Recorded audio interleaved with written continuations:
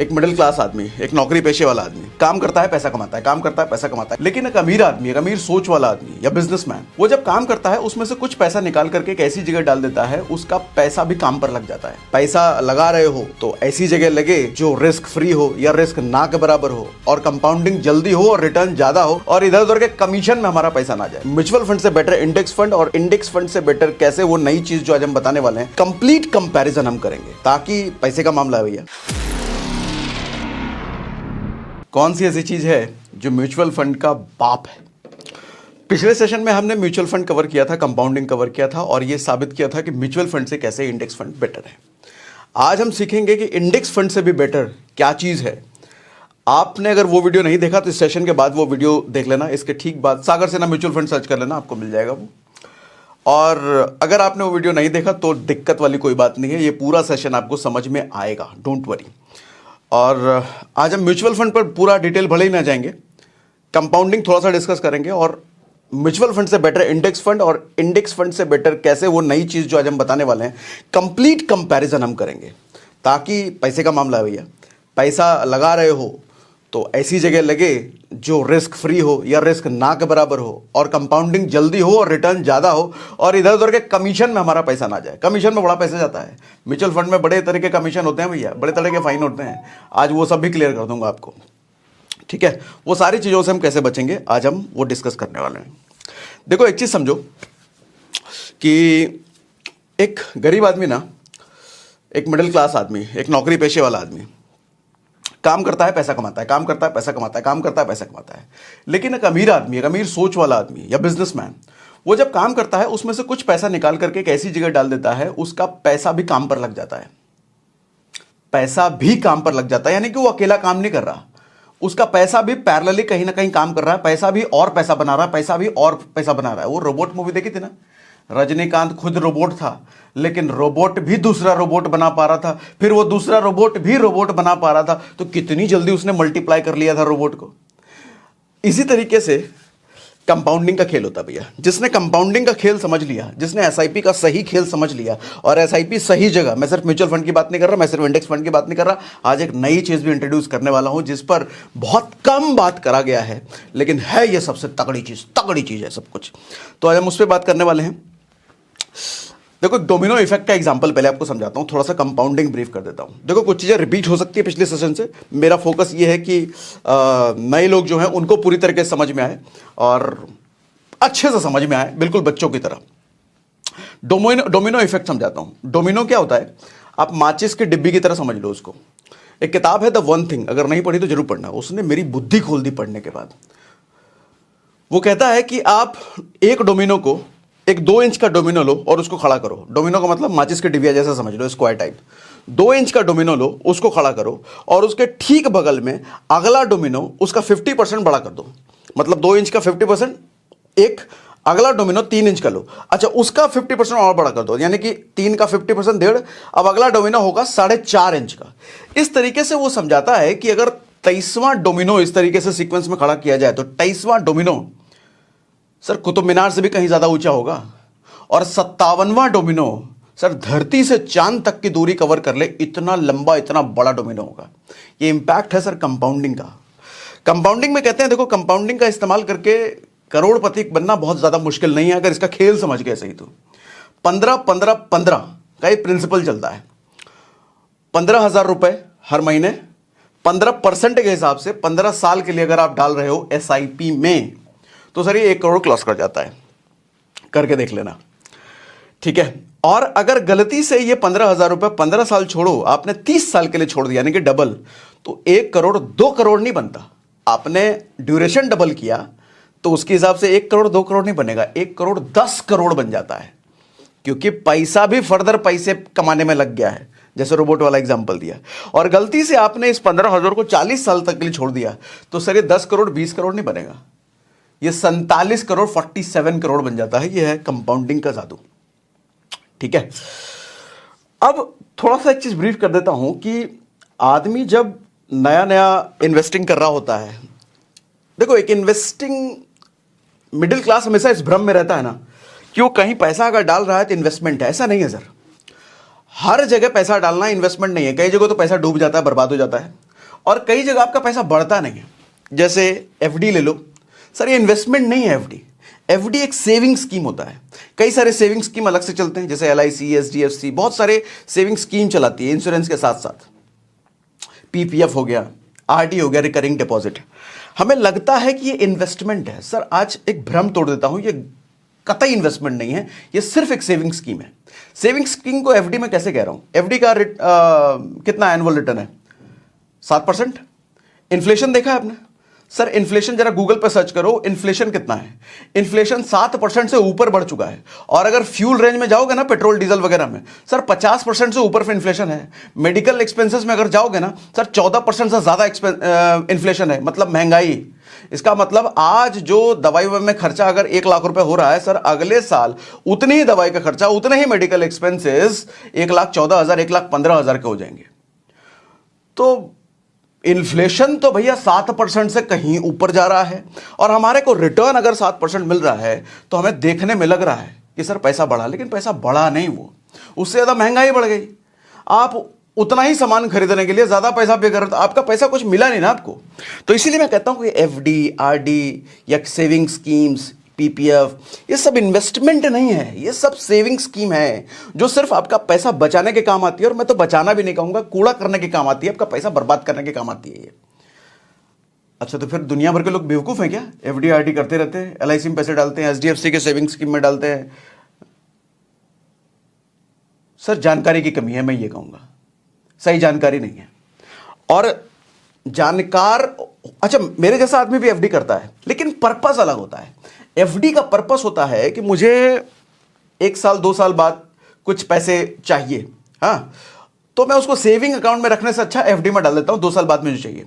अब 2 साल बाद अगर मुझे पैसे चाहिए तो मैं एसआईपी में नहीं डालूंगा, कहीं उसमें नहीं जाऊंगा मैं म्यूचुअल फंड, इंडेक्स फंड वगैरह में, क्योंकि लिक्विडिटी मतलब अप डाउन ज़्यादा है ना, उसमें फ्लक्चुएशन ज़्यादा है ना। तो फ्लक्चुएशन ज़्यादा होने की वजह से लॉन्ग टर्म प्लान करूंगा उसमें मैं, क्योंकि लॉन्ग टर्म में मेरे को बेनिफिट पक्का मिलना है और मोटा बेनिफिट मिलना है। लेकिन शॉर्ट टर्म में मेरे को पैसा चाहिए, 1 साल बाद चाहिए, 2 साल बाद चाहिए, 3 साल बाद चाहिए, वहां मैं एफडी प्रेफर कर लूंगा, वहां मैं कोई सेविंग स्कीम प्रेफर कर लूंगा। लेकिन लोग बेवकूफ़ी ये करते हैं कि 5 साल 10 साल 15 साल, अरे लोग एलआईसी प्लान करते हैं। एलआईसी मतलब, फिर से बुरा मत मानना मेरे को, इंश्योरेंस की बात नहीं कर रहा मैं, इंश्योरेंस अलग चीज है, मैं एलआईसी के सेविंग स्कीम की बात कर रहा हूं। एलआईसी क्यों ले रहा हूं? गांव देहात में तो, छोटे शहरों में एलआईसी चलता है, बाकी दूसरा तो जानते भी नहीं है लोग। भैया 20-20 साल, 25-25 साल, 30-30 साल तक पैसा दिए जा रहे हैं, एलआईसी में दिए जा रहे हैं। इंश्योरेंस के लिए नहीं, मैं तो इंश्योरेंस के लिए कहूंगा टर्म इंश्योरेंस लो। टर्म इंश्योरेंस अच्छा क्या, सेविंग के लिए इतना मिलेगा, अरे कुछ नहीं मिलेगा भैया। पैसा आपने कर दिया कबाड़ कर दिया, बर्बाद हो गया। ठीक है ना? अब समझते हैं कि एफडी, आरडी या ये सेविंग स्कीम्स में हमें अगर नहीं जाना तो हमें म्यूचुअल फंड में जाना चाहिए। म्यूचुअल फंड से भी बेटर एक चीज़ है जो फिर से कहूंगा आज के सेशन में हम बात करने वाले हैं, लेकिन उसके लिए ना थोड़ा सा आपको स्टॉक मार्केट समझना पड़ेगा, जो आज के ही सेशन में समझा दूंगा। कोई डीप जाने की जरूरत नहीं, कोई बहुत ज़्यादा स्टॉक मार्केट समझने की जरूरत नहीं है। स्टॉक मार्केट के टर्मिनोलॉजीज ऐसे हैं कि आम आदमी कहता है भैया इससे दूरी रखो, ये नहीं समझने का, मेरे को रिटर्न कम चलेगा लेकिन स्टॉक मार्केट समझ में नहीं आने का। और वैसे भी एक चीज़ है कि स्टॉक मार्केट में बर्बाद हो जाते लोग। स्टॉक मार्केट में करोड़पति रोडपति बन जाता है। हाँ, बनते भी हैं, ये ट्रू भी है। किन केसेस में बनते हैं वो हम बाद में कभी बात करेंगे।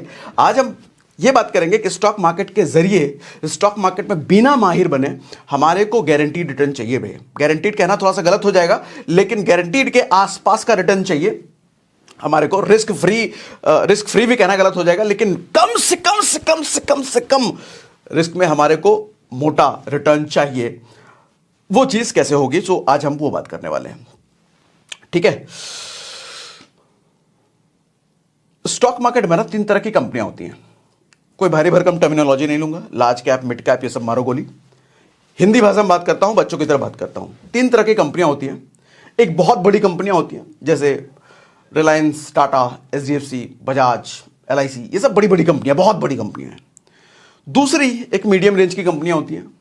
तीसरी एक छोटी रेंज की कंपनियां होती हैं। आप बहुत बड़ी कंपनी को समझ लो कि भैया हमारे देश में मंत्री होते हैं ना, एकदम डायरेक्ट पीएम से एसोसिएटेड, पूरा देश जानता है उनको। दूसरा छोटा होता है भैया, विधायक टाइप समझ लो, उनको एक स्टेट, एक क्षेत्र जान रहा होता है। तीसरा कार्यकर्ता टाइप की कंपनियों को भरोसा नहीं कब निपट जाए। हाँ, हो सकता है कि वो टॉप पे चले जाएं, लेकिन उनका रेशियो बहुत कम ही होता है। तो कार्यकर्ता टाइप की कंपनी में आप पैसा लगाओगे तो बहुत कम पैसा लगाना, 4 रुपये 5 रुपये में शेयर मिल जाता है, लेकिन बर्बाद होने के चांसेस बहुत ज़्यादा हैं। मीडियम रेंज में थोड़ा रिस्क कम है, ठीक ठाक है, लेकिन अपर रेंज में बड़ी कंपनी, टाटा रिलायंस जैसी कंपनियों में अगर आप जाते हो तो डूबने के चांसेस, ऐसी कंपनियां डूबती थोड़ी है, बंद थोड़ी होती है। हाँ, लॉस अप डाउन चलता रहता है, कभी लॉस हुआ कभी प्रॉफिट, कभी लॉस कभी प्रॉफिट, वो सब चलता रहता है, लेकिन लॉन्गर रन में आपको ये प्रॉफिट ही देंगी, ये ऐसी ऐसी कंपनियां हैं। तो एक चीज तो समझ में आता है भैया, हमारे को बड़ी कंपनी में इन्वेस्ट करना है as a safe investor, as a मैं कहूं कि बहुत ज्यादा अगर नॉलेज नहीं है तो मुझे कहां जाना चाहिए, निश्चित बड़ी कंपनियों में जाना चाहिए, बहुत बड़ी वाली कंपनी में जाना चाहिए निश्चित। लेकिन अब सवाल उठता है कि भैया इतनी सारी बड़ी कंपनियां हैं, कौन सी कंपनी हम जाएं? तो हमारे को उस माथापच्ची में पढ़ने की जरूरत भी नहीं है कि मैं इसका देखूं डेटा, उसका फंडामेंटल देखूं, उस कंपनी का, वो सब लफड़ेबाजी में हमें नहीं पढ़ना। हमारे को एक सुविधा मिली है, वो कहते हैं स्टॉक मार्केट वाले कहते हैं कि आपको इन सब लफड़ों में नहीं पढ़ना, ठीक है, हमने आपको एक ग्रुप बना के दे दिया है, उस ग्रुप में टॉप की 50 कंपनियां, भैया टॉप की 50 कंपनियां हैं, इस ग्रुप को बना करके हमने आपको दे दिया है। उस ग्रुप का नाम हमने रखा है इंडेक्स, और 2 इंडेक्स बना करके दे दिए आपको, एक निफ्टी 50 इंडेक्स बना के दे दिया, एक बीएसई इंडेक्स बना के दे दिया है। बीएसई की हम बात नहीं करते, आउटडेटेड हो चुका है हमारे बोले उसको, हम निफ्टी 50 की बात करते हैं। निफ्टी 50 में टॉप 50 कंपनियां हैं, तो टॉप 50 कंपनियों में हमारे को इन्वेस्ट करना है बिना कंपनी का नाम जाने, बिना कंपनी का सिलेक्शन किए। तो मैं प्रेफर करता हूं इंडेक्स फंड, जो हमने लास्ट सेशन में बात किया भी था। लेकिन इंडेक्स फंड में भी कुछ गड़बड़ियां हैं, कुछ रिस्क हैं। इंडेक्स फंड हमने चूज तो कर लिया, लेकिन इंडेक्स फंड में क्या होता है भैया कि वहां मान लो आप 1 लाख रुपए डाल रहे हो, तो 1 लाख रुपए आपका फंड, इंडेक्स फंड जो मैनेज कर रही कंपनी होती है, वो आपका 2% टाटा में डाल दिया, 3% बजाज में डाल दिया, 4% रिलायंस में डाल दिया, किसी में डाल दिया, किसी में डाल दिया। वो तो दिक्कत बेसिकली ये हो जाती है, आपने यस बैंक वाला सुना है? कभी कभी क्या होता है, यस बैंक जैसी कंपनियां बहुत सारी निकल जाती हैं, बहुत सारी तो नहीं निकलती, कम निकलती हैं, लेकिन नुकसान तो हो जाता ना हमारा। यस बैंक कभी 400 रुपए का प्राइस हुआ करता था, इंडेक्स में था, टॉप 50 कंपनी में आती थी, इंडेक्स फंड में आता था। अब आपने 1 लाख रुपए अगर दिए हैं और 1 लाख रुपए में सर आपका मैक्सिमम फंड अगर यस बैंक जैसी कंपनी में लग गया है, जो कभी 400 रुपए हुआ करता था, आज के टाइम में 15 से 20 रुपए के बीच पेंडुलम की तरह घूम रहा है। 400 रुपए कभी हुआ करता था, आज के टाइम में 15 से 20 रुपए के पेंडुलम के बीच घूम रहा है, 20 से पार ही नहीं जा पाता। तो सर अगर 1 लाख रुपए पूरा यस बैंक में गया होता ना, तो आपका 1 लाख रुपए आज के टाइम में 7,000 रुपए होता। 1 लाख रुपए आज के टाइम में 7,000 रुपए बन चुका होता। भैया रिटर्न तो छोड़ो, कमाई तो छोड़ो, अपना प्रिंसिपल भी खेल खत्म हो गया। तो एक इंडेक्स फंड में ये भी रिस्क होता है। तो अब क्या करें भैया कि मेरे को कंपनी सिलेक्शन भी नहीं करना है, और जो लोग कंपनी सिलेक्शन कर रहे हैं, अब होता क्या है, इंडेक्स फंड या म्यूचुअल फंड के पीछे लोग होते हैं जो कि असाइन करते हैं कि इसमें मेरे को 10% डालना है, वो एक्सपर्ट्स होते हैं, ठीक है। लेकिन एक्सपर्ट भी कभी तो कभी दिमाग खराब हो सकता है। एक्सपर्ट भी कभी ऐसा हो सकता है कि घर से भैया लड़ाई करके बीवी से निकला है, बीवी ने उसको गेट पर बेलन फेंक के मारा है, तो उसका मूड खराब है, और ऑफिस पहुंचते ही बॉस ने भी 4 बात सुना दिया, अरे तूने कल वो कंपनी में डाल दिया, वो कंपनी बर्बाद हो, तो उसका मूड खराब है, और ऐसे में वो डिसीजन ले रहा है उस दिन, तो गड़बड़ डिसीजन भी तो ले सकता है, उसका कैलकुलेशन गलत भी तो हो सकता है, क्योंकि stock market is a prediction game. जैसे एस्ट्रोलॉजी होती है प्रेडिक्शन।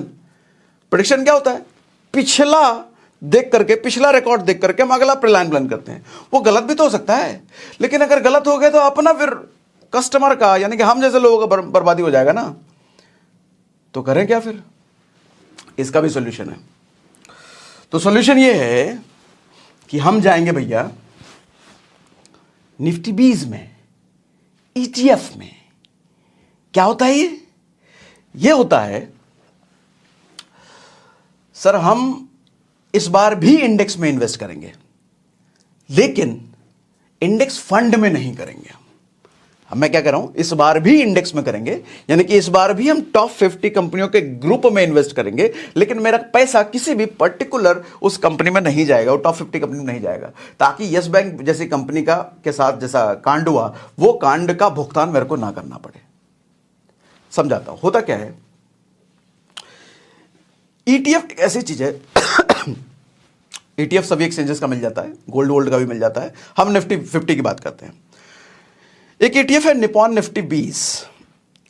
मैं अपना ये कहूं कि 50% कैपिटल मैंने निपॉन निफ्टी 50 में ही डाल रखा है। बट मैंने ऐसा कर रखा है, जरूरी नहीं कि आप भी ऐसा करो, आप कुछ भी चूज कर सकते हो। मेरा काम एजुकेट करना है, बताना है, सिखाना है, तो मैं आपको सिखाता हूं। होता क्या है कि कल को उस इंडेक्स में से, टॉप 50 कंपनियों में से कोई अगर यस बैंक जैसी कंपनी निकलती है ना, तो कंज्यूमर का लॉस नहीं होने वाला, अपना लॉस नहीं होने वाला। एक कंपनी अगर निकलती है तो कोई और कंपनी ऐड तो होगी इंडेक्स में, यानी कि निफ्टी 50 में 50 कंपनी तो उसको रखनी है। एक कंपनी भैया लुटेरी निकल गई, एक कंपनी के साथ कुछ कांड हो गया, कुछ गड़बड़ हो गया, वो जो बाहर निकली पटाख से कोई दूसरी कंपनी उसमें ऐड हो जाएगी। तो ETF में इन्वेस्ट करने का मतलब, निफ्टी 20 में इन्वेस्ट करने का मतलब, ये दोनों एक ही चीज है। निफ्टी 20 बोलूं या ETF बोलूं, एक ही चीज है। कभी निफ्टी 20 बोल दूंगा, कभी ETF बोल दूंगा, तो एक ही चीज है। तो ETF में इन्वेस्ट करने का मतलब, निफ्टी 20 में इन्वेस्ट करने का मतलब, मेरा पैसा उस ग्रुप में लग रहा है, उस इंडेक्स में लग रहा है, किसी पर्टिकुलर कंपनी पर फिजिकली नहीं जा रहा। अंदर का खेल नहीं समझा रहा मैं आपको, मोटा मोटी समझा रहा हूं। तो मोटा मोटी ऊपर का खेल समझो, आसान भाषा में जो आप समझ पाओ वैसे मैं समझाने की कोशिश कर रहा हूं। कल को कोई यस बैंक जैसी कंपनी निकलती है तो अपना लॉस नहीं होने वाला। देखो एक चीज समझो, एक अंबानी, अडानी, टाटा जैसे बिजनेसमैन 100 कंपनियां चला लेते हैं, लेकिन एक नौकरी पेशे वाला आदमी वो कहता है मेरे पास टाइम नहीं है दूसरा काम करने का। तो आपको नहीं लगता कि बात समय की नहीं है, बात समझ की है? एक के पास समझ थी तो 100 कंपनियां, 500 कंपनियां चला ले रहा है, दूसरे के पास समझ नहीं है तो वो एक नौकरी भी नहीं चला पा रहा। तो नॉलेज का सोर्स देखो, कुछ भी रखो, लेकिन नॉलेज का सोर्स आपके पास होना चाहिए। नहीं तो फिर आप भी वही कहोगे, अरे हमारे पास तो टाइम ही नहीं है, और 10,000 महीना कमा रहे, तुम्हारे पास टाइम नहीं है।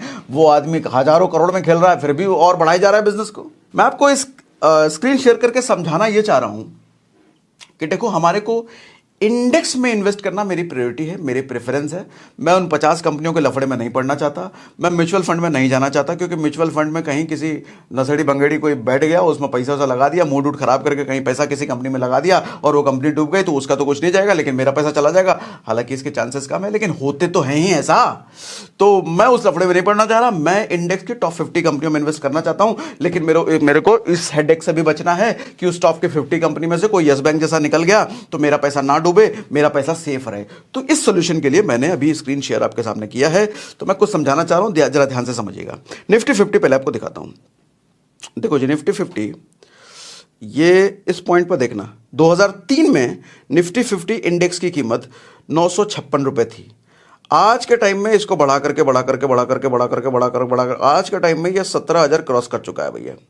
यानी कि किसी ने अगर 2003 में इस पॉइंट पर अगर 1 लाख रुपए डाला होता तो आज के टाइम में उसका 1 लाख रुपए 17 लाख रुपए बन चुका होता। कितने साल में? 20 साल में। यानी कि पर एनम, एनुअली अगर देखा जाए तो 15% से ज्यादा का रिटर्न है कंपाउंडिंग वे में। मैं कह रहा हूं 2003 में सिर्फ 1 लाख डाला होता, दोबारा नहीं, सिर्फ डाल के छोड़ दिया होता, तो आज उसका 17 लाख बन चुका होता। अब निफ्टी 20 क्या होता है, ETF क्या होता है? निफ्टी का ही रेप्लिका है, प्रतिबिंब है, परछाई है। लगभग उसका भी ग्राफ आपको इसी तरीके का मिलेगा। दूसरा टैब में खोल लेता हूं। ये देखो निफ्टी 20, ये 2005 के आसपास दिखा रहा है। अच्छा, अच्छी बात यह है कि लगभग 100 गुना प्राइस कम होता है ETF का, निफ्टी 20 का, और इंडेक्स का 100 गुना प्राइस ज्यादा होता है। अब इंडेक्स में हम डायरेक्ट इन्वेस्ट कर नहीं सकते, हमें इंडेक्स फंड में इन्वेस्ट करना होता है।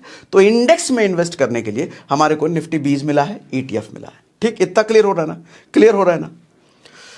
ठीक है, इस पॉइंट पे जरा प्राइस आप देखो, 2003 के आसपास ये होगा, 2003। यहां भी देखो 10 रुपए के आसपास, वहां 1000 था, यहां 10 रुपए के आसपास देख रहे हो, ऊपर प्राइस दिखा रहा है।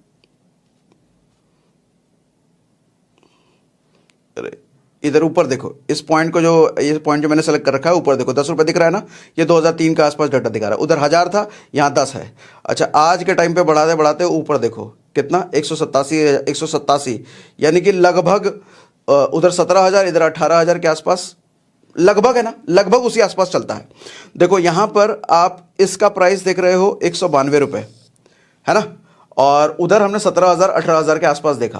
तो लगभग 100 गुना ज्यादा इंडेक्स की कीमत है और लगभग 100 गुना कम इंडेक्स से इस निफ्टी 20 की कीमत है, यानी कि ETF की कीमत है। क्लियर?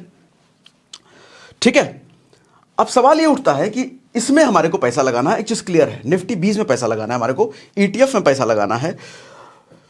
क्या फायदे हैं जरा ये भी समझेंगे।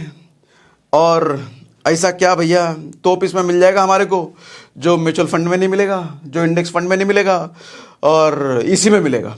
अब जरा ये समझाऊं, बताओ ये समझाऊं। ठीक है, स्क्रीन शेयर रहने देता हूं, मैं जरा सा गैलरी में से एक चीज़ निकाल लेता हूं। आपके लिए मैंने बना रखा है, बड़ी मेहनत करके आपके लिए बनाई है मैंने, पूरा कंपैरिजन मैंने कर रखा है म्यूचुअल फंड, इंडेक्स फंड और निफ्टी 20 में। सबसे पहला देखो एक्सपेंस रेशियो बता रखा है मैंने कि साल में एक बार आपको लगेगा। एनुअल कमीशन मान लो इसको, फंड मैनेज करने वाली कंपनी लेती है, अपना खर्चा पानी तो निकालेगी, एम्प्लॉय खर्चा तो देगी, इतना दिमाग लगा रही है उसका तो निकलेगा। तो ये म्यूचुअल फंड में अगर आप करते हो भैया तो 0.5% से 2.5% के आसपास सालाना आपका जो टोटल फंड होगा उस पर लगता है, टोटल फंड पर लगता है। ठीक है, तो आप समझ लो कि कभी आपका जब 1 करोड़ रुपये बनेगा तो 1 करोड़ का 2.5% मतलब 2.5 लाख तो ये लेकर के जाएंगे। 2 करोड़ बनेगा तो 2 करोड़ का 5 लाख तो ये लेकर के जाएंगे। और एनुअल, उससे पहले 80 लाख बना होगा तो 80 लाख पे 2.5%, उससे पहले 70 लाख होगा तो 70 पे एनुअल भी लगेगा ना भैया। 0.5 से लेकर के 2.5% डिपेंड अपॉन अलग अलग म्यूचुअल फंड कंपनी। ठीक है, अब आप कहोगे अलग अलग म्यूचुअल फंड कौन से में कितना लगेगा, उस लफड़े से मैं निकाल ही दूंगा आपको, टेंशन नहीं, रुको पूरा समझाने दो मुझे, उस लफड़े से मैं निकाल दूंगा, आपको कंपेयर करने की जरूरत ही नहीं है। इंडेक्स फंड में कितना लगता है 0.2 या फिर उससे कम, उससे भी कम 0.2 के आसपास इंडेक्स फंड में हमारे को एक्सपेंस रेशियो लगता है। निफ्टी 20 में एक्सपेंस रेशियो कितना लगता है भैया 0.05%। 0.05%, ऑलमोस्ट ना के बराबर, ना तो नहीं कह सकते लेकिन ऑलमोस्ट ना के बराबर, बहुत ही कम।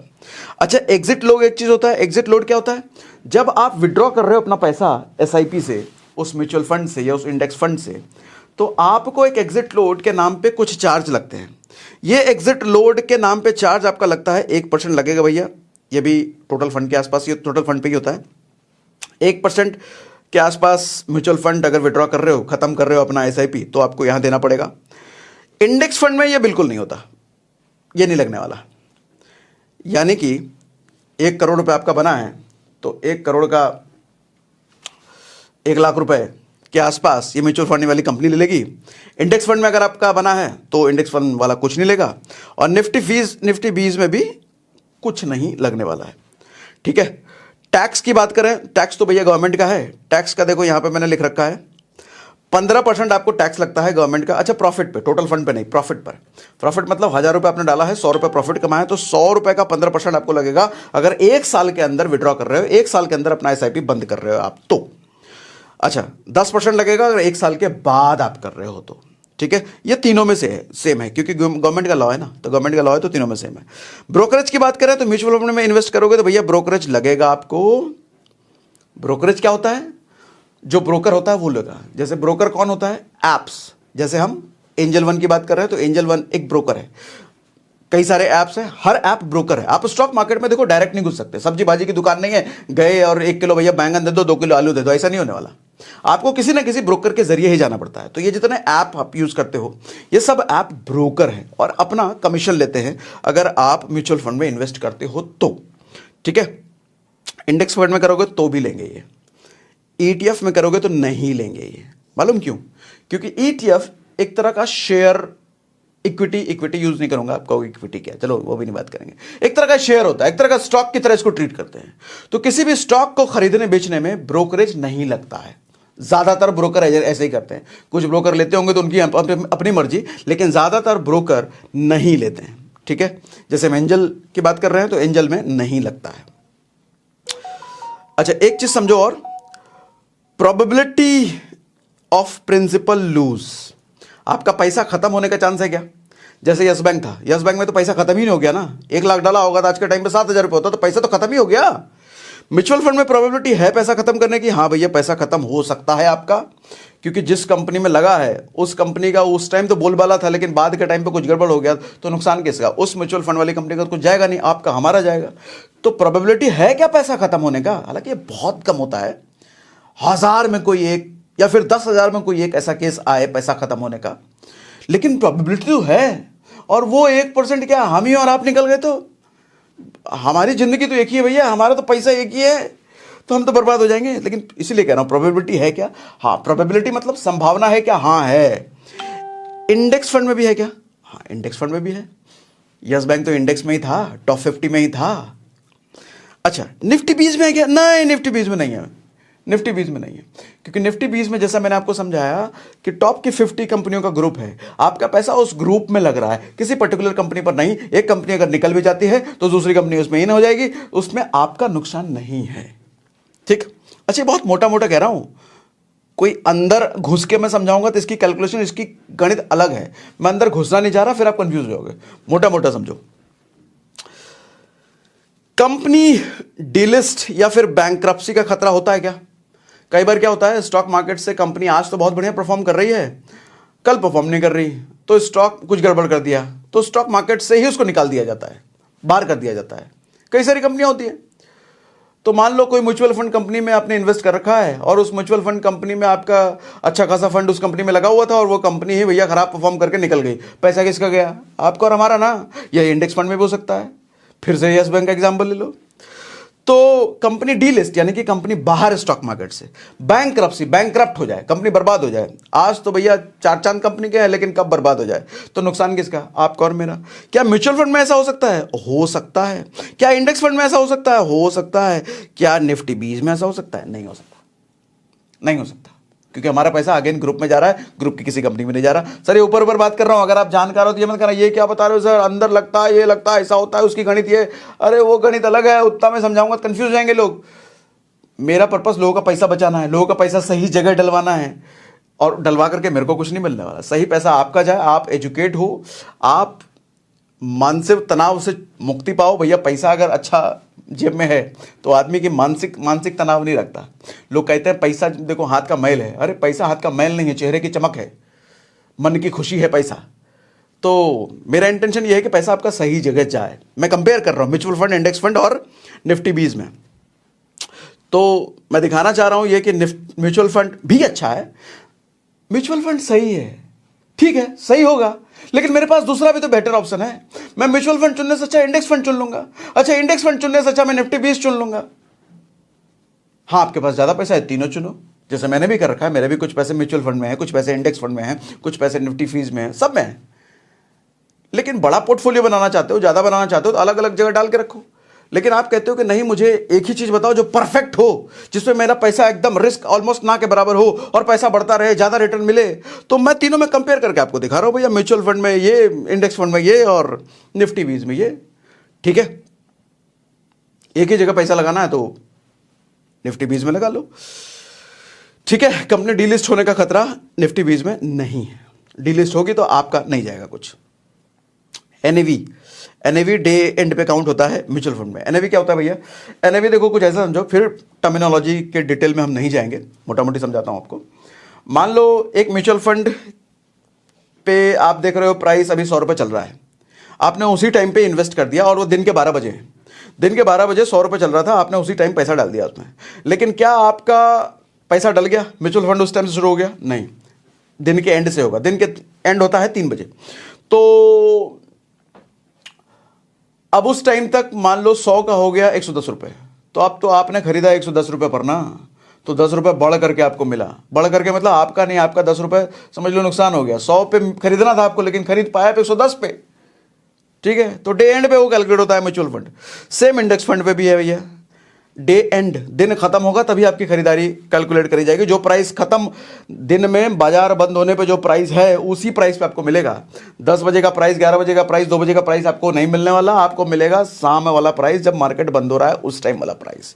उस टाइम पे घट गया तो बल्ले बल्ले बहुत बढ़िया, उस टाइम बढ़ गया तो नुकसान हो गया। कुछ भी हो सकता है, बढ़ भी सकता है, घट भी सकता है, मार्केट है, कौन जाने। इसी तरीके से निफ्टी 20 में भैया इंस्टेंट होता है, तुरंत 10:45 पे आपने देखा 100 रुपये है, उसी टाइम आपने खरीदा तो उसी टाइम आपका बुक। शाम में भले ही 150 हो जाए तो आपका वो 150 जो बढ़ा वो प्रॉफिट है, आपका बुक नहीं होगा 50 पर, उसी टाइम। ये फायदा है, ये फायदा है।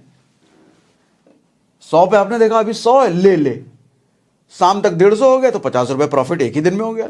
लेकिन म्यूचुअल फंड और इंडेक्स फंड में क्या है, ये शाम तक 150 हो गया तो आपको मिला ही 150 पर है, आपने खरीदा ही 150 पर है, क्योंकि प्राइस शाम वाली डिसाइड हो रही है। ठीक है, कैन ट्रेड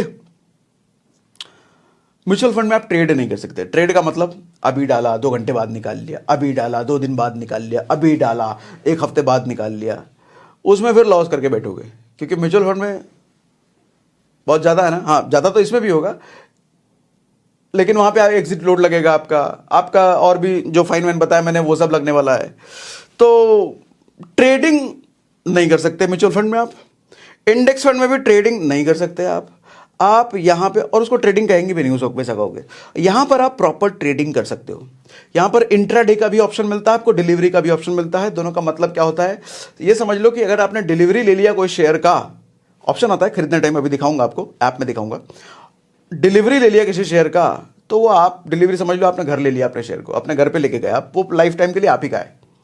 इंट्राडे पे अगर आपने कोई शेयर खरीदा तो आपको सिर्फ 1 दिन के लिए मिला है, तो आपने इंट्राडे पर सस्ता पड़ता है। इंट्राडे पर आपने ETF खरीदा, निफ्टी 20 खरीदा, शाम तक लेकिन बेचना पड़ेगा आपको।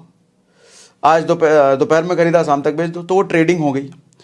ऐसा म्यूचुअल फंड और ऐसा इंडेक्स फंड में नहीं कर सकते आप, ट्रेडिंग कर ही नहीं सकते ना, उसमें आपको मिलेगा ही शाम को। तो ट्रेडिंग कर सकते हो, ETF में हाँ कर सकते हो। अच्छा, एक और चीज़ अभी ऐप खोल के आपको दिखाऊंगा क्या होता है। लिमिट अप्लाई कर सकते हैं क्या? नहीं कर सकते इसमें, इंडेक्स में भी नहीं कर सकते, निफ्टी 20 में कर सकते हैं। ये क्या होता है अभी ऐप खोल के आपको दिखाऊंगा, बड़ी अच्छी चीज़ है लिमिट ये। अच्छा, इजी सिलेक्शन है क्या, कौन सी म्यूचुअल फंड कंपनी में इन्वेस्ट करें? बड़ा माथापच्ची है, इसने ये दिया, इसमें ये कंपनियां हैं, इसमें ये, हालांकि वो एक्सपर्ट है डिसाइड करने वाले, लेकिन फिर भी हम अपनी बुद्धि तो लगाते ही हैं। तो सिलेक्शन करना इजी, थोड़ा सा डिफिकल्ट है। सॉरी, कहाँ चला गया ये? तो सिलेक्शन करना थोड़ा डिफिकल्ट है भैया इसमें। इंडेक्स फंड में सिलेक्शन करना म्यूचुअल फंड से इजी है, क्योंकि मैंने ही आपको लास्ट वीडियो में जैसे कहा था कि लॉन्ग रन में अगर आप 20-25 साल देख रहे हो तो लगभग सारे इंडेक्स फंड आपको आसपास ही देते हैं। हाँ, 3 साल 2 साल में अलग अलग होगा, कोई 40% दे, कोई 50% दे दे, कोई 15%, कोई 10%, ऐसा होगा 3 साल 4 साल में देखोगे तो। लेकिन लॉन्ग रन में लगभग 1 साल का ही होता है, सॉरी 1 साथ का ही होता है, एक जैसा ही होता है। लेकिन फिर भी अपनी बुद्धि तुम लगाते ही हैं, कौन सा इंडेक्स फंड चुने, आपके 50 ऑप्शन है। यहां पर आपको बुद्धि लगाने की जरूरत नहीं है, डायरेक्ट निफ्टी 20 निपॉन वाले में चले जाओ। हालांकि निफ्टी 20 भी कई सारे हैं, लेकिन निपॉन सबसे बढ़िया है, तो हम डायरेक्ट निपॉन निफ्टी 20 में चले गए हम। ठीक है, तो ये था कंपैरिजन। अब जरा मैं आपको ऐप में ये दिखा देता हूं, इसको हमने बंद कर दिया। ऐप में जरा मैं आपको ये दिखा देता हूं कि ये चीज़ करते कैसे हैं। ऐप में मैं आपको शॉर्ट में ये भी दिखा दूंगा, इंडेक्स फंड में भी कैसे इन्वेस्ट करते हैं, म्यूचुअल फंड में भी कैसे करते हैं, और हम ETF कैसे बाय करते हैं। ETF पे थोड़ा ज़्यादा जोर दूंगा और म्यूचुअल फंड इंडेक्स फंड में कम दूंगा। ये मैंने ऐप में खोल लिया है, तो हम यहाँ पे देखो डायरेक्ट ऑप्शन दिख रहा है हमारे को म्यूचुअल फंड का, ये देख रहे हो म्यूचुअल फंड का। हम डायरेक्ट इसमें जाते हैं, तो हमने क्लिक कर दिया इस पर, म्यूचुअल फंड पर। यहाँ पर SIP विथ 500 हमने ये वाला ऑप्शन ले लिया। तो यहाँ पर देखो एक लाइन से लिस्ट है। अब देखो यहाँ पे तो हालांकि ज़्यादा भी है, 48% कोई म्यूचुअल फंड दे रहा है, 47% कोई 40%, मैं तो 15% की बात कर रहा था। ये 3 साल का रिटर्न है, ये देखो 3 साल का, तो फ्लक्चुएट भी होता है ना, लंबे समय में ये घटेगा, लंबे समय में वही 15-16% के आसपास आएगा। कई बार तो जैसा मैंने बताया कि रिस्क है भैया, कोई डिलिस्ट हो गया, कोई ख़राब परफॉर्मिंग कंपनी है, तो 15 से भी घट के कहीं 10 पे आ गया, कहीं 6 पे आ गया, तो वो रिस्क भी है। थोड़ा अंदर घुस के आपको दिखा देता हूँ। मान लो ये वाला मैंने खोला,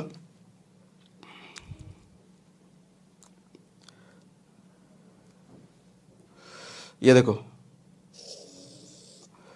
8,617 करोड़ इसके कंपनी में लगे हुए हैं लोगों के, इतना मैनेज कर रही है फंड। एक्सपेंस रेशियो 0.59% इसमें लग रहा है, आपको ये भी बता रहा है। एग्जिट लोड का यहाँ मतलब इसने बता रखा है, लगभग 1% के आसपास जो लगता है। और देखो मैंने आपको बताया कि 1 साल के अंदर विड्रॉ करोगे तो आपको एग्जिट तो लगेगा ही लगेगा, 7%, साथ में 15% आपका टैक्स भी लगने वाला है गेन पर, टोटल फंड पर नहीं, गेन पर। 1000 में से 100 रुपये आपने प्रॉफिट लिया तो 100 पर 15%। अच्छा, ये भी लिख रखा है कि अगर 1 साल के बाद निकालोगे तो 10% लगेगा। ठीक है, और ये भी बता रखा है मैंने आपको। देखो ऐप बड़ा शरीफ है, लिख भी रखा है हाई रिस्क, तो ढंग से चुनना। मैंने बताया ना क्या चुनना पड़ेगा, इजी सिलेक्शन है। इजी सिलेक्शन नहीं है अगर आप नए हो, माथापच्ची करनी पड़ेगी। ठीक है, कौन कौन सी कंपनियां हैं, ये सब कंपनियां दिखा रहा है इसमें। तो इस तरीके से हम म्यूचुअल फंड सेलेक्ट करते हैं। अच्छा, इन्वेस्ट कैसे कर सकते हैं? इन्वेस्ट पे जाओ आप यहाँ पर 500 रुपये की SIP करना चाह रहे हो आप। अच्छा, यहाँ पे देखो डेट भी है, कौन सी डेट को आप चाहते हो कि आपका हर महीना पैसा कटे, 4 तारीख को हर महीने कटे, 5 तारीख को, आप यहाँ से डेट चूज कर सकते हो। ठीक है, और ये ऐसे करके कैलेंडर आ गया, आप बोलो 5 तारीख को कटेगा तो 5 तारीख को कटेगा आपका। ठीक है, हर महीने इस तरीके से एसआईपी यानी कि म्यूचुअल फंड में आप इन्वेस्ट कर सकते हो। इंडेक्स फंड दिखा देता हूं। यहां पर देखो इंडेक्स फंड का भी ऑप्शन हमारे को डायरेक्ट मिल जाता है। मैं इंडेक्स फंड में जाता हूं, कोई भी इंडेक्स फंड में ले लेता हूं। मान लो यूटीआई वाला, ये वाला मैंने ले लिया। देखो एक चीज देखो, ये 3 साल में 30% दिखा रहा है, लेकिन अगर मैं ऑल कर दूं, ऑल मतलब 2014 से ये 2014 से लेके 2023 के आसपास दिखा रहा है, लगभग 9 साल हो गए। तो 9 साल में देख रहे हो 12% पर आ गया। ये कहाँ वो 30%, कहाँ 12%। तो लंबे समय में वही 15% 16% के आसपास मिलता है। Index fund is better than mutual fund, जैसा मैंने आपको अभी थोड़ी देर पहले कंफर्म किया। और नीचे आ जाओ, देखो इस इंडेक्स फंड में 9,000 करोड़ लोगों के लगे हुए हैं। एक्सपेंस रेशियो 0.2%, जैसा मैंने आपको दिखाया, कम है, बहुत कम है म्यूचुअल फंड से। एग्जिट लोड लगता ही नहीं है, नील है। ठीक है, ये सब कंपनियां इसमें लगी हुई हैं। इन्वेस्ट कैसे कर सकते हो, उसी तरीके से जैसे एसआईपी में बताया, क्योंकि ये भी एसआईपी है। आप ईटीएफ में भी एसआईपी कर सकते हो, एक बार भी पैसे डाल सकते हो। ईटीएफ में तो बहुत फ्लेक्सिबिलिटी है, आप ट्रेड कर लो, आप एक बार डाल के छोड़ दो, आप एसआईपी कर लो, उसमें सब कर सकते हो। अच्छा, अब हम देख लेते हैं निफ्टी 20 में हमारे को कैसे इन्वेस्ट करना है। तो निफ्टी 20 के लिए आप सबसे पहले होम पर आ जाओ। ठीक है, होम पर आए हुए हैं एंजल वन के, और यहां पर हम सर्च करेंगे निफ्टी 20। ठीक है, निफ्टी 20 हमने लिया, सेलेक्ट कर लिया इसको। अब यहां पर देखो एकदम प्रॉपर शेयर की तरह आपको दिख रहा है। सेल नहीं करना, सेल करोगे तो दूसरी कहानी हो जाएगी, आप सेलर बन जाओगे, उसका खेल अलग है। तो गलती से भी आप सेल बटन पे क्लिक मत कर देना, हमारे को हमेशा बाय करना है। ठीक है, उसकी कहानी अलग है, कभी स्टॉक मार्केट सिखाऊंगा। स्टॉक मार्केट पे पूरा सेशन चाहिए तो मुझे कमेंट बॉक्स में बताना कि स्टॉक मार्केट पे डिटेल सेशन दो। बिगिनर्स को कैसे स्टॉक मार्केट में इन्वेस्टमेंट करना है, स्टॉक मार्केट से कैसे कमाई होती है, ये बात आप मुझे कमेंट बॉक्स में लिख के बता सकते हो, तो मैं आपको उसका भी सेशन दे सकता हूँ। ठीक है, फिलहाल के लिए इतना समझ लो, हमें बाय करना है। हम बाय बटन पर क्लिक करते हैं। यहाँ पर मान लो देखो 192 रुपये का भी रेट चल रहा है, 192 रुपये का। ठीक है, हमने यहाँ पर क्वांटिटी डालना है, मान लो हमने 10 खरीदना है, तो 10 में हमारे को कितना चार्जेस लगने वाला है ये सब देख लो। यहाँ चार्जेस पर क्लिक करके 1900 के आसपास का लगभग हमारे को ये लगेगा, ब्रोकरेज ये लगेगा, एक्सटर्नल चार्जेस ये लगेगा, अच्छा ये लगेगा। अच्छा, ये ब्रोकरेज अलग है, वो जो इक्विटी ब्रोकरेज मैंने बताया था शेयर बाय करने पे, वो नहीं लग रहा, ये ब्रोकरेज अलग है। ठीक है, तो ये अपना ऐप वैप जो बना रहे हैं इसका तो थोड़ा बहुत लेंगे ही। ठीक है, तो टोटल एक्स्ट्रा चार्जेस आपको 5 रुपये 81 पैसे के आसपास लग रहा है। और आप चाहो तो ये क्वांटिटी बढ़ा भी सकते हो। आप बोलते हो नहीं भैया 10 से काम नहीं चलेगा, मुझे 100 करना है, तो चार्जेस आप देखो 100 के हिसाब से कितना लगेगा। 100 के हिसाब से आपको 19,000 लगना है, और ये बाकी छोटे मोटे चार्जेस आप लोग लगने हैं, 24 रुपये एक्स्ट्रा लग रहा है। ठीक है, इसी तरीके से आप जितना मर्जी चाहो, आप अभी 100 क्वांटिटी खरीद लो, 2 घंटे बाद 200 खरीद लो, उसके अगले घंटे बाद बेच दो, उसके अगले घंटे बाद फिर खरीद लो, जब मर्जी जो मर्जी आपकी खरीदना है। म्यूचुअल फंड में ऐसा नहीं होता, इंडेक्स फंड में ऐसा नहीं होता। खरीदना बेचना दोनों दिन के खत्म होने के प्राइस पर डिपेंड करता है, इसमें ऐसा नहीं है। इसमें मिनट बाय मिनट खरीद लो, मिनट बाय मिनट आप बेच लो, आपकी मर्जी, पूरी फ्रीडम। लिमिट क्या होता है आप क्या समझो, देखो यहाँ पर लिमिट का ऑप्शन है और दूसरा मार्केट का भी ऑप्शन है। एक लिमिट का ऑप्शन है, एक मार्केट का ऑप्शन है। पहले मार्केट समझाता हूँ, मार्केट क्या होता है। अगर मैंने मार्केट सेलेक्ट कर लिया, अब देखो ये प्राइस डिसेबल हो गया, इसको मैं एडिट नहीं कर सकता। मार्केट कहने का मतलब अभी मार्केट में क्या रेट चल रहा है। 192 का चल रहा है तो 192 पर ही खरीदूंगा मैं। 193 का चल रहा है, 193 का मिलेगा। 200 का चल रहा है, 200 पर ही मिलेगा। लेकिन अगर मैंने लिमिट सेलेक्ट कर लिया, तो लिमिट सेलेक्ट करने का मतलब मैं इसको एडिट कर सकता हूं। मैं इसको कह सकता हूं कि भैया 150 पर जब आए और मैं यहां पर बाय बटन पर क्लिक कर दूंगा तो ये मेरा ऑर्डर लग गया। अब जब 150 पर आ जाएगा पूरे दिन में, एक ही दिन में, क्योंकि एक दिन बाद क्लोज, शाम को तो क्लोजिंग हो जाएगी, एक दिन में अगर ये प्राइस 150 पर आ गया, जिस भी मोमेंट, ये अपने आप मेरा खरीदा जाएगा। 150 पर नहीं आया तो कोई बात नहीं, वो आपका कैंसिल हो जाएगा, ऑर्डर अपने आप कैंसिल हो जाएगा। हालांकि ऐसा तो बड़ा मुश्किल है कि 192 से 150 पर आ जाए, वो बहुत ज़्यादा ही कुछ मार्केट में उथल पुथल हुआ है। तो आप ये डाल सकते हो 192 पर हुआ है तो 190 पर आए तो मुझे मिल जाए, 179 पर, 186 87 पर आ जाए तो मुझे मिल जाए, ये डाल सकते हो। ठीक है, तो ये लिमिट का फायदा होता है, आप अपनी मर्जी के अकॉर्डिंग लिमिट लगा सकते हो कि इतने पर जब गिरे ना शेयर, इतने पर जब इसका प्राइस घटे ना तो मुझे मिल जाए, इतने पर नहीं गिरे तो मुझे नहीं चाहिए फिर। ठीक है, ये होता है लिमिट का फायदा। कुछ और बचा क्या, कुछ और बचा क्या, कुछ और बचा क्या? मुझे लगता है अब कुछ नहीं बचा, तो मैं स्क्रीन को कर देता हूं ऑफ। सारी चीज़ें मुझे लगता है मैंने समझा दी है। इन कंक्लूजन मैं आपको बता देता हूं भैया, बोल देता हूं कि क्या क्या चीज़ें करनी चाहिए, कंफ्यूज ना होना। आपको शॉर्ट टर्म में इन्वेस्ट करना है, 1 आध साल के लिए, 2 साल के लिए, 3 साल के लिए। एफडी ठीक है, आरडी में रिकरिंग आप करना चाहते हो तो वो भी शॉर्ट टर्म के लिए वो भी ठीक है। कोई इन्वेस्टमेंट स्कीम LIC HDFC किसी में जाना चाहते हो तो शॉर्ट टर्म के लिए वो ठीक है, लेकिन उसको आप इन्वेस्टमेंट मत मानना। आपको रिटर्न में बड़ा पैसा नहीं मिलने वाला, सिर्फ सेविंग है, वो पैसा आपका बच रहा है। और लंबे समय के लिए आपने गलती से कर दिया तो आपका बचेगा भी नहीं, खत्म हो जाएगा, क्योंकि इन्फ्लेशन वो खा जाएगा। तो लंबे समय के लिए चीज़ें नहीं है बिल्कुल भी। ठीक है, मेरी राय में, आपकी राय अलग हो सकती है, आपको सिखाने वाले अलग हो सकते हैं, तो वो अलग बात है। मेरी राय में लंबे समय के लिए अगर आपको पैसा अपना कंपाउंड करना है, कंपाउंडिंग का फायदा लेना है, तो उसके लिए SIP ही है।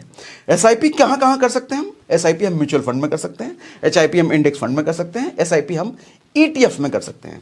अच्छा, ETF में जैसे आप SIP वाला ऑप्शन जो मैंने आपको दिखाया ना, वहां पर आप निफ्टी 20 में सर्च करोगे ना, निपॉन का आपको वहां पे ऑप्शन आ जाएगा। आप SIP भी उसी तरीके से कर सकते हो, हर महीने कटता रहे। तो म्यूचुअल फंड से बेटर, जैसा मैंने बताया, इंडेक्स फंड है। इंडेक्स फंड से बेटर निफ्टी 20 है। अच्छा, ये सब ना जो बेटर मैं कह रहा हूं, मैं रिस्क कम है उसके बेस पे कह रहा हूं। इधर उधर के कमीशन, इधर उधर के फालतू लफड़े के फाइन ना के बराबर लगते हैं निफ्टी 20 में, उसके बेस पे कह रहा हूं। और आपके कंपनी डीलिस्ट होने के रिस्क और जो जो पैरामीटर मैंने आपको कंपेयर करके दिखाया, उन सब के बेसिस पे कह रहा हूं, मेरे हिसाब से इन सब चीजों में बेटर है। और ज्यादातर मैं देखता हूं जो स्मार्ट इन्वेस्टर होते हैं ना, वो अपना ज़्यादा पैसा 20 में ही रखते हैं, ETF में ही रखते हैं। कंपैरेटिवली म्यूचुअल फंड में भी रखते होंगे लेकिन कम रखते हैं, इंडेक्स फंड में कम रखते हैं, लेकिन इधर ज़्यादा रखते हैं। फ्लेक्सिबिलिटी है और बहुत सारी चीज़ें हैं जो मैंने आपको बताई। ठीक है, SIP is most powerful tool. SIP अगर नहीं करा है तो ज़रूर करो, लंबे समय में आपको SIP हमेशा फ़ायदा देती है। लेकिन हाँ, SIP कहाँ करना है ये ज़रूर देख लेना। और वंस अगेन अपनी नॉलेज पे काम करो भैया, ये सब चीज़ें अगर नहीं पता है तो आपको पता होनी चाहिए। इसके अलावा भी पैसे से रिलेटेड बहुत कुछ है, अपनी समझ को बड़ा करो, अपनी सूझबूझ को बड़ा करो।